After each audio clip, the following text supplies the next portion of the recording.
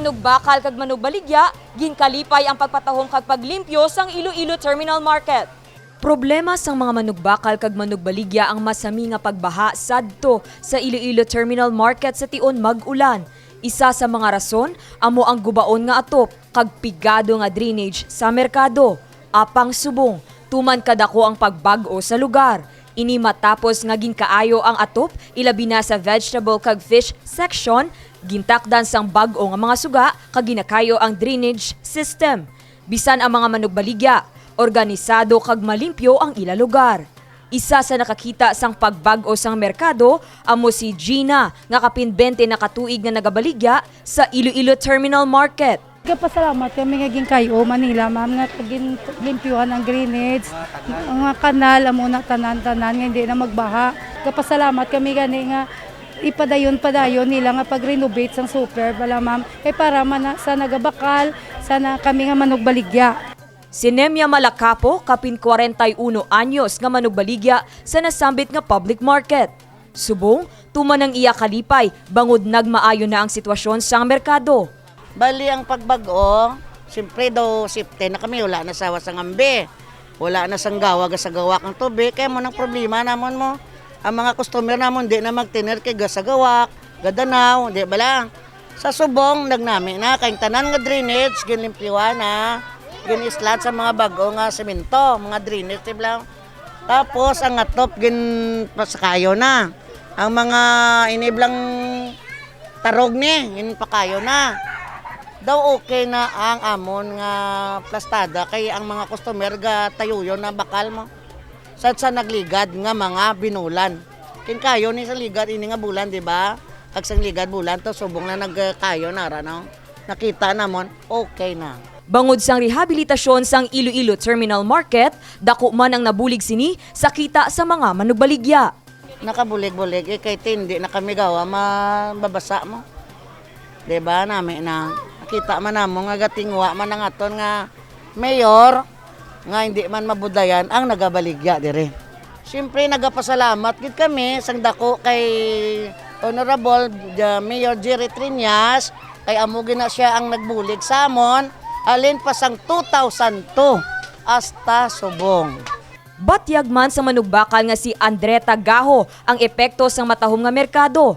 Para sa iya, dako na ang ginbag-o sang Iloilo Terminal Market. Mayo naman subong, tapos daw okay na, daw sang primero, nga daw wala pa makayo. Nagapinitin siya kasang baha, ang tapos ng mabaho, tapos malutak. Subong daw medyo okay na kayo na matamat na kayo. Okay naman. Tawhay naman ang mga pag-ano. Dako ginapagbulig nga nila nga nalimpyuhan nila okay naman. Sa isang una nga daw wala gid siya may baho ang mga tin subong daw okay na. Kay Mayor Dirtinyas wala naman ako sa mamba, mayo man ang iya nga pagpamalakat. Okay naman. Okay lang kay. Why naman tat? Salamat kay Mayor. Iniman ang reaksyon sa manugbakal nga si Rosaria. Ang mahambal ko lang, dako ang pagbago, kag nagnami, nagid siya, kumpara sa una. Kaya mo sa una, magpangumpra ko nagabaha. Kumpara subong nga daw kanami, nagid siya wala. Kaya bisandra lang sa sagwa, kadalom sang tubig. Daw hindi kami dibla kasulod, kapin pagid ko may pilas, kadaw nahadlo, kabala magsulod. Kaya tungod nga may pilas, kabala, pero subong niya okay na. Ang mambal ko lang namin ang iya nga pagdala sang aton nga dire sa Iloilo.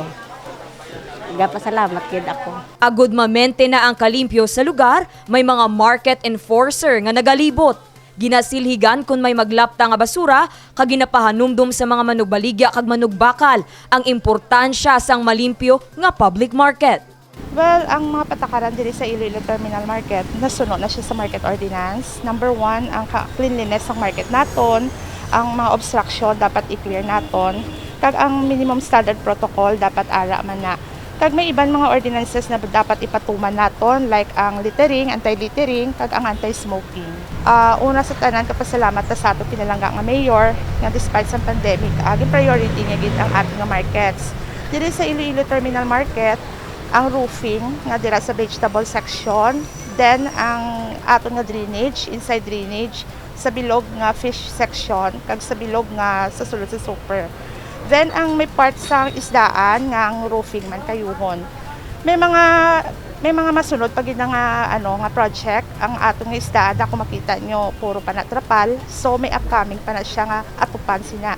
Sa tunga sang isdaan dira sa may fish section, simintohon ina. Ang sadto nagalaptala nga basura kag mabaho nga basurahan sang merkado, ang subong sementado na. Ginasunod man silhig ang mga nagakawigit nga basura sa gwa sang material recovery facility. Everyday may market enforcer kita nga nagalipot. Sa gabi may market guards kita nga nagabantay. Kung makita nyo yung MRF naton is one of development also. Naging kayo dira ang MRF, ipatinlo naton. So ang aton nga mga market sweeper, may mga schedule na sila nga nagatinlo na sila sa aga kag sa hapon. Then ang aton market enforcer galibot din na sila every day, every time may mga schedule of duty na sila. Then sa gabi naman may market guards kita nga nagabantay sa aton mga pertahan kag sa aton nga MRF. Wala diri nagadulog ang mga proyekto agud mas mapatahom ang duha ka mga dalagko nga merkado publiko sa syudad. Napaidalom sa Iloilo Terminal kag Central Market Project ang mga ini kag bukas para sa public-private partnership. Padayon subong ang profiling sa mga manugbaligya. Sa pinakaulihing nga listahan sang Local Economic Enterprise Office, may 1,089 ka mga bona fide kag transient vendors sa terminal market. Samtang 1,100 naman sa Central Market.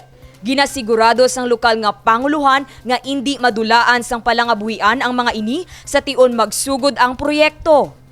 Ang PPP naton gina-offer ta na subong ang slaughterhouse, ang duwa naton ka public markets, ang central kag ang terminal market. Gina-offer ta ni sa mga interesado sang ini nga mga markets. Kaya ang ato ni nga markets kita yung obra.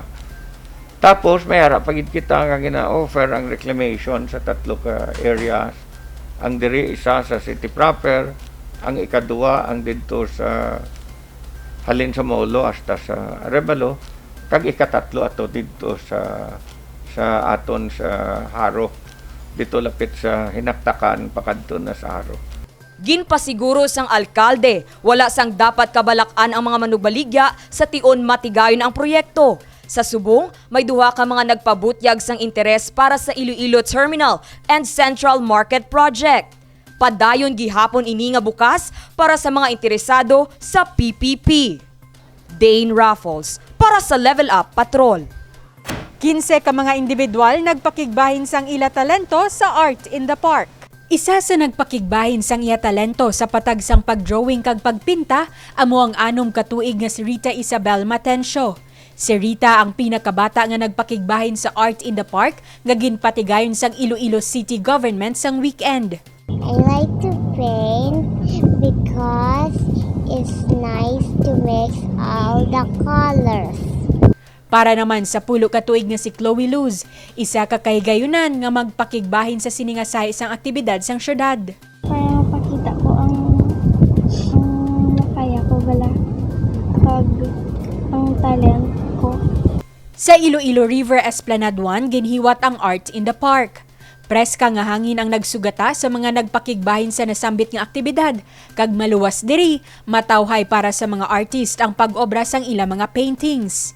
Nangin mentor sa mga partisipante amo ang tatlo sa mga kilala nga Ilonggo visual artist nga Sanday Christopher Brasileño, Kyle Sarte, kag Aubrey Beatriz Carnaje. Ginkalipay ni Mayor Jerry Treñas nga madamo ang mga artist nga nagpakigbahin sang ila obra maestra sa Art in the Park. I am very happy and I congratulate all the organizers. Kay ining Art in the Park, I think it has brought out the creative nature of the Ilonggos. Kag nakita ko nga bata pa ang iban nga nag-entra, no? And I think we should develop more artists in Iloilo. Kay nakita ta ang interes ara gid. Plano man sang alkalde ang pagpatigayon sang dugang pa nga mga outdoor activity. Ang outdoor activities gina-encourage ta, and after sinisang Art in the Park ang sundon ta ang mga nagakanta naman sa aton esplanade. Ang tinutuyo sang aktibidad nga mahanas ang talento sa mga Ilonggo artist kagagud mapakita ang ila abilidad sa patagsang art kag musika. Nahibaluan, ang painting ang may dako man nga benepisyo sa mental health sang isa ka persona. Divine Singh para sa Level Up Patrol. COVID-19 cases sa Iloilo City ang nagsaka sa unang nga duha ka adlaw subong nga bulan sang Mayo. Alkalde padayon ang panawagan sa publiko sundon ang mga health protocol. Ginhalugan na ang mga restrictions sa Iloilo City subong nga bulan sang Mayo. Ini matapos nagdubo ang COVID-19 cases sa syudad sang nakaligad nga Abril nga nakalista sang 299. Ini ang 27.78% nga manubo sa 414 cases sang Marso. Ugaling pag-abot sa una nga duha ka adlaw subong nga bulan sang Mayo, liwat nagsaka ang COVID-19 cases sa syudad. 18 sang Mayo 1 kag 40 sang Mayo 2. May kaso nagikan sa BPO kag ang pinakaulihi nga may nagdamo nga kaso ang nagikan sa isa ka shipping company. Halin ni sila sa Palawan, no? Puerto Princesa, Palawan. And ang report dira man lang na sila nag-stay kag ang ambal nga ti arada sila siguro nagagwa sila kun gabi kung nag-anuman sila. Ang importante gid siguro hindi kita magkalipat nga ang virus ara pa Japon bisan ang iba naton na first dose na prone ka man Japon sa virus until nga may ara ka second dose. Padayon ng contact tracing sa iban pa nga nakaupod sang mga nagpositibo sa virus. Ipaidalo man sa swab test ang mga close contact. Gani padayon ang panawagan sang alkalde sa publiko sundon ang mga health protocol, kasubong sang paghugas sang kamot, pagsuksok sang face mask kag face shield kag physical distancing. Ini ang ginaapila sang alkalde, ilabi na nga subong nga bulan sang Mayo, may mga barangay fiesta. Ang sa barangay waya na fiesta, no? Hindi lang taan na magselebrar sang fiesta. At the same time, ginapa-avoid tagid ang mga handa-handa bala. Kaya sugod naman na makaon of danay, mainom of danay. Pangabayagin ko nga hindi kita magkalipat sa minimum health standards. Mataas pang cases para sa bulan sang Mayo. 58 cases na kita sa May. And we are trying to do our best para magpapanaog sinisang cases. Kaya mabudlayan kita kung mapuno aton nga mga ospital kag aton quarantine facilities. Samtang ginatunan pa sang alkalde kung kinahanglan ipatuman man ang border control sa mga lugar nga may mas mataas nga kaso sang COVID-19. Para sa alkalde, importante sa subong nga masunod ang mga health protocol samtang hindi pa malabot ang herd immunity. Ang herd immunity ang malabot gid lamang kung 70% sang populasyon sa isa ka lugar ang mabakunahan batok sa COVID-19. Sa Iloilo City, mga medical frontliners, senior citizens kag immunocompromised pa lang ang ginabakunahan subong. May 4,000 nga mag-aabot nga bakuna para sa second dose sang mga nabakunahan na. May duga nga 4,000 doses pagid nga COVID-19 vaccine ang ginapaabot sang syudad. Ginapamangkot ta subong ang DOH kung pwede na tanan nga first dose para nga mas madamo aton mabakunahan. Kaya ang ginasuggest nila nga i-second dose lang na, i-first dose kag second dose ina. So guaya 2,000 lang aton mabakunahan. May 1,600 pa ka mga medical frontliners sa syudad ang kinahanglan bakunahan. Sa tion may pahanugot sa health department nga gamiton sa first dose ang bakuna nga para sa second dose, dunganon nga bakunahan ang mga nabilin nga medical frontliners Priority Group A2 kag A3. Pinaagi sini mas madamo nga mga individual ang mabakunahan. Jennifer Garcia Hernandez para sa Level Up Patrol.